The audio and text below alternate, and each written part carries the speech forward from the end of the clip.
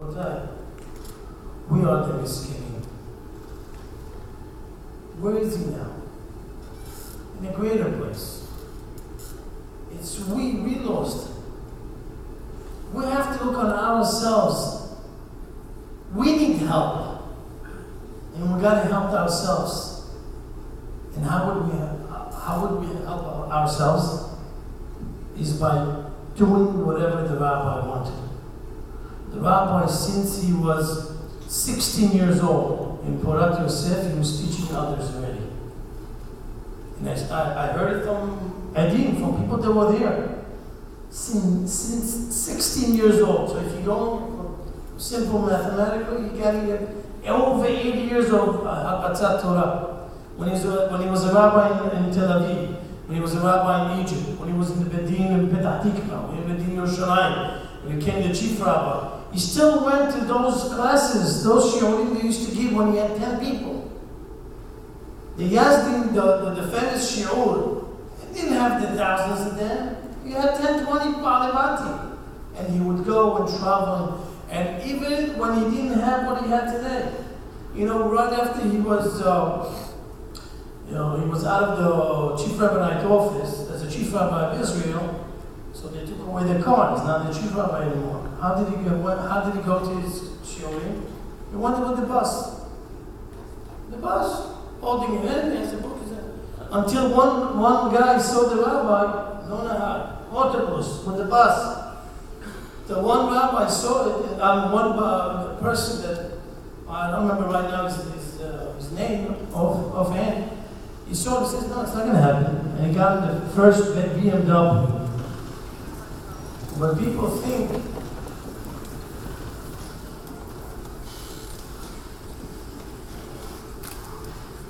think that he had, whatever he had the last few years, that's what he had all his life.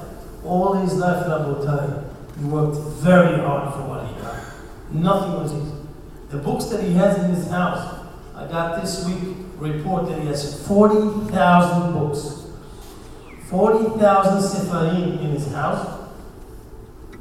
And he knows all of them by the way. How did he get this sefarim? Since he was in yeshiva, he made a few dollars on whatever, those days lira or whatever they had, he would buy books. When he got married, he didn't have food at home. He would have, but he saw a book, he needs it, he would go and buy it. Until the kids say that he had to go, and when he bought the book, he would hide it, and he would tell each of his kids, put it under your sweater so the mother doesn't see it. Because she used to say, you're buying books, there's no bread on the table. Well, the books with the bread too. Bread has to be on the table, a book has to be on the table too. I was in the house many times. Already 15 years ago, we started having the minyanim at home. I was Baruch Hashem, I was in Israel, then I learned in Yeshiva in Yerushalayim, and I would go every Shabbat and pray with the rabbi in his house. And I was able to have aliyot over there, and I was able to hear from him many things. And unbelievable the hakpadah that the rabbi had on the books, because every book meant to him so much. In every book he had the arot. In every book he had something. And that's why he had hakpadah. How did I know? Because when I walked into the house, I didn't know much. I saw books. I said, I'll read it. So one of the ministers over there, Son Nahari, tells me the rabbi is going to read. So I put it right back. I didn't want to ask him. But that was his bread, that was his life. That was what he was, but he built it. It wasn't just like that. He built it upon himself, Rabotai. And that's what the rabbi wanted by others also. Teach others.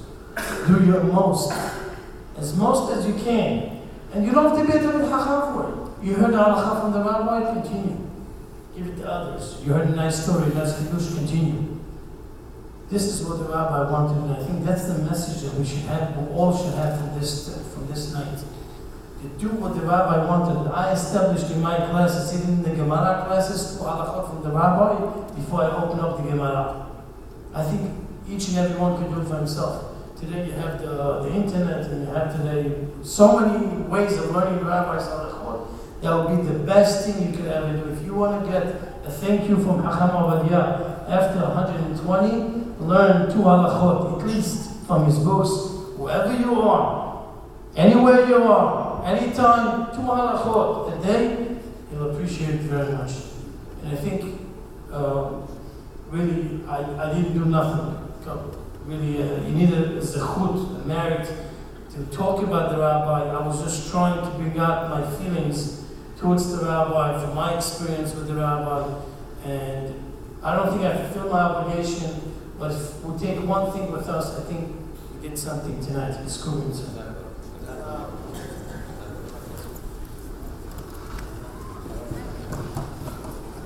חזק ברוך כבוד הרב עוזיאל, ברכה כבוד הרב חגי ניאזוב, לחוק.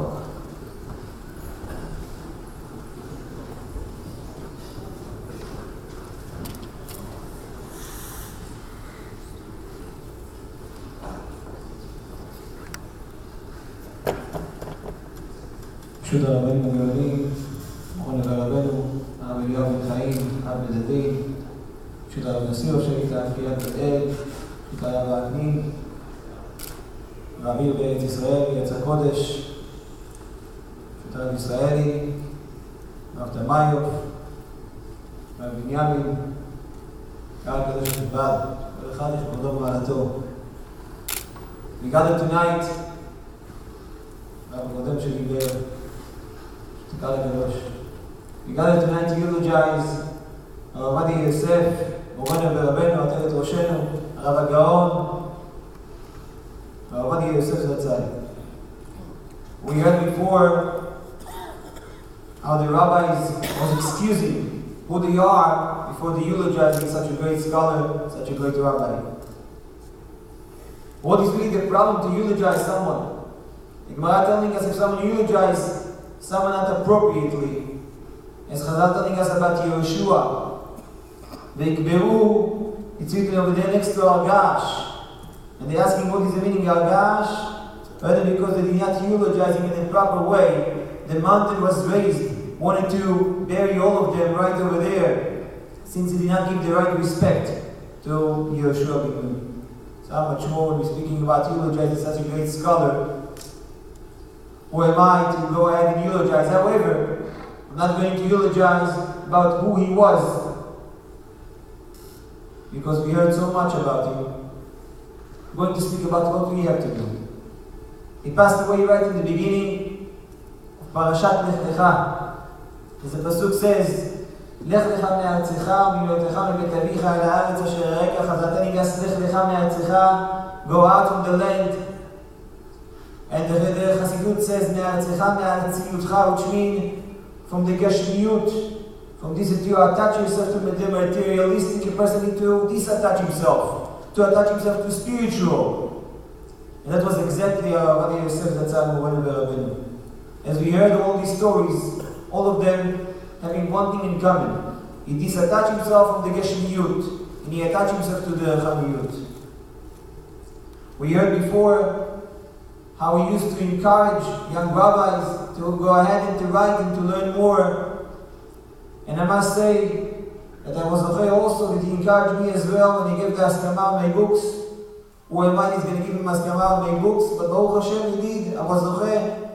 And all the time, when his son, Arishon Etzion, Rav Yitzchak, Yosef Shaarei Tassini, all the time he says, keep going, continue. That's the same way of his father. Always encouraging to continue to do more, learn more, and teach others more Torah. So this parashat של השבוע, פרשת לך לך, לך לך מארצך ומהיותך מבית אביך, אל הארץ אשר אראך. It's very interesting, and I would like to share with you something I also heard. Baruch Hashem, I was zocheh not only to learn in the books of Ovadia Yosef Zatzal, I was zocheh also to hear in person, and also over the radio, many of the shiurim. One of the things he used to say is like this. He said, one time it was, one guy was a very rich man, very wealthy person, and he had a store. So over there he used to sell many merchandise. And he also a factory, that rich man. And one day he heard that all the store, with all the stuff inside, burned and destroyed. So they came over to him, they told him, listen, all your stuff in the store destroyed, everything was burned. He says, okay, everything will be okay. He was not that upset. He let it pass. After a few days, he decided to go ahead to see his company, his factory. And over there, he's producing all the stuff. To see what's going on. And he's entering over there, and he sees the workers taking break. One of them reading the newspaper, the other one drinking coke, the other one smoking a cigarette. They are not working seriously. So he stepped to the side, and he was very upset and very disturbed. He started crying. People saw him and told him, listen, what happened? The whole store burned? You did not cry. You let it pass. Over here you came, you saw the factory, you see some people drinking coffee, smoking a cigarette, you crying. Why are you so nervous? What happened? He says, I will tell you. When the store burned, I said to myself, okay, not a big deal. I have a factory. I always can refill the store with more merchandise because I have a factory to produce. But when I came to the factory and I saw people lazy. The workers are lazy. They are not producing. How are we going to be able to refill that factory, that store again? And that concerning me more than the store that was burned. That's I heard from him, and I believe this is something we need to be concerned as well. Ovadia Yosef when Rabbi passed away, for sure it's something we lost. Yes, Baruch Hashem, he left us his books. Yes, Baruch Hashem, we heard from him many shiurim, but as we heard, if there is anything new coming and we would like to have his opinion, he's not here to give us his opinion. That's really sad, but something we need to be more concerned. How is the workers working in the factory? We have different places, different shuls, Baruch Hashem, in Queens and all around the world. We have different shiurim all around the world. Are the workers lazy? Are people coming to listen to the shiurim? Or maybe not.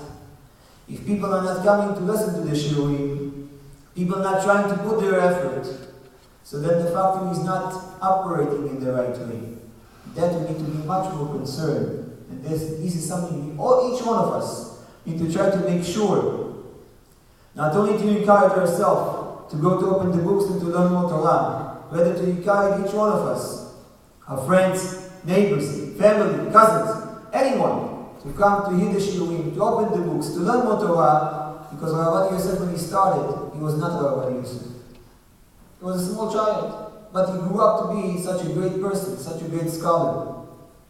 And each one had the opportunity to grow and to be whatever Hashem gave him, but he always can grow. As Chazal telling in the story about Zusha, Zusha says, Rabbi Zusha, he says, I'm not scared after 120, they're going to tell me why you did not become Moshe Rabbeinu.